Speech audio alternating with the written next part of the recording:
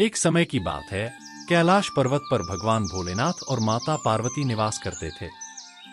उनके पास आने वाले ऋषिमुनि और देवताओं से वो विभिन्न प्रकार की कथाएं और रहस्यों की चर्चा किया करते थे। एक दिन माता पार्वती को एक ऐसा सवाल सताने लगा जिसका उत्तर वो जानना चाहती थी। उन्होंने भगवान शिव से पूछा, स्वामी, यह बताइए कि क्यों स्त्री गर्भवती होती हैं और संतान को जन्म देती हैं? इसका कारण क्या है? भगवान शिव मुस्कुराए और बोले, देवी, यह एक गूढ़ और पुरानी कथा है जिसमें एक श्राप का रहस्य छुपा है। इस कथा का संबंध देवताओं, ऋषियों और पृथ्वी पर मानव जाति से है। माता पार्वती ने अपनी जिज्ञासा को और बढ़ाते हुए कहा, प्रभु, कृपया इस कथा को विस्तार से सुनाएं। मुझे जानने की बड़ी उत्सुकता है।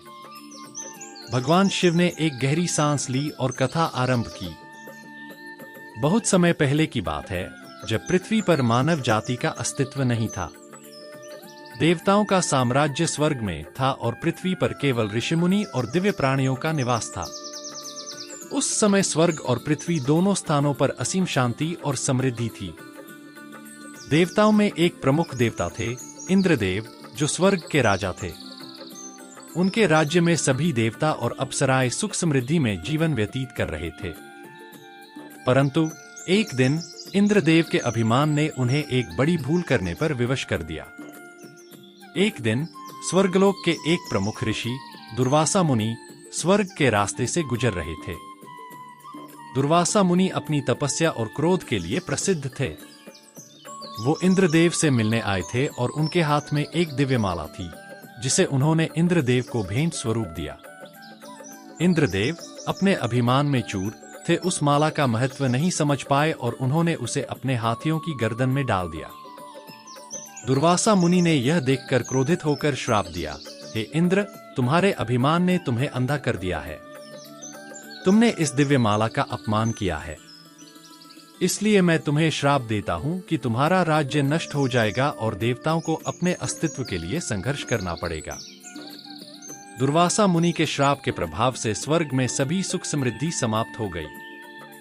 अप्सराएं और देवता दुखी हो गए। इंद्रदेव को अपनी भूल का एहसास हुआ और वो भगवान विष्णु के पास सहायता के लिए गए। भगवान विष्णु ने इंद्रदेव को समझाया, इस श्राप से मुक्ति पाने का केवल एक ही उपाय है। तुम्हें समुद्र मंथन करना होगा, जिससे अमृत की प्राप्ति होगी और देवताओं को पुनः शक्ति मिलेगी। इंद्रदेव ने सभी देवताओं को एकत्रित किया और असुरों के साथ मिलकर समुद्र मंथन आरंभ किया। समुद्र मंथन के दौरान कई दिव्य वस्तुएं और रत्न निकले, जिनमें एक अमृत कलश भी था। भगवान विष्णु ने मोहिनी रूप धारण करके असुरों को धोखा दिया और देवताओं को अमृत पिलाया। अमृत के सेवन से देवताओं को पुनः शक्ति और अमरत्व प्राप्त हुआ, परंतु इस पूरी प्रक्रिया में एक नई समस्या उत्पन्न हो गई। अमृत का प्रभाव पृथ्वी पर भी पड़ा और वहां की स्त्रियों ने गर्भधारण करना प्रारंभ कर दिया। पृथ्वी पर ऋषियों और मुनियों ने इसे एक बड़ी समस्या माना और वो भगवान शिव के पास इसका समाधान ढूंढने आए। भगवान शिव ने कहा कि दुर्वासा मुनि के श्राप के कारण ही यह सब हो रहा है। उन्होंने यह भी बताया कि यह श्राप पृथ्वी पर स्त्रियों को गर्भवती होने की प्रकृति में बदल देगा। भगवान शिव ने देवताओं और ऋषियों को भी बताया कि यह श्राप अनंत नहीं है। उन्होंने एक उपाय सुझाया जिससे इस श्राप के प्रभाव को नियंत्रित किया जा सकता है। उन्होंने कहा, पृथ्वी पर स्त्रियों के गर्भवती होने की प्रक्रिया को नियंत्रित करने के लिए तपस्या और यज्ञ का आयोजन करना होगा। इसके साथ ही भगवान विष्णु की आराधना और माता पार्वती व्रत करने से इस श्राप का प्रभाव कम हो सकता है। ऋषियों ने भगवान शिव के बताए उपायों का पालन किया और पृथ्वी पर स्त्रियों के गर्भवती होने की प्रक्रिया को नियंत्रित किया। इसके साथ ही उन्होंने समाज में संतुलन और शांति बनाए रखने के लिए नियमित रूप से यज्ञ और तपस्या का आयोजन किया। भगवान शिव ने माता पार्वती को इस कथा का अंत बताते हुए कहा, देवी, यह श्राप एक महत्वपूर्ण कारण था जिसके चलते स्त्री गर्भवती होती हैं और संतान को जन्म देती हैं। यह श्राप देवताओं और पृथ्वी पर मानव जाति के संतुलन को बनाए रखने के लिए एक महत्वपूर्ण भूमिका निभाता है।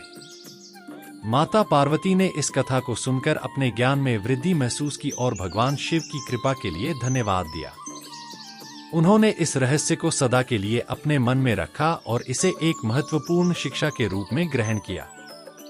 इस प्रकार भगवान शिव और माता पार्वती की इस चर्चा से यह रहस्योद्घाटन हुआ कि क्यों स्त्रियां गर्भवती होती हैं और इसका संबंध एक प्राचीन श्राप से है। यह कथा भगवान शिव और माता पार्वती के ज्ञान और प्रेम को दर्शाती है और हमें यह भी सिखाती है कि किस प्रकार श्राप और दिव्य शक्तियों का प्रभाव पृथ्वी पर मानव जाति के जीवन को प्रभावित कर सकता है।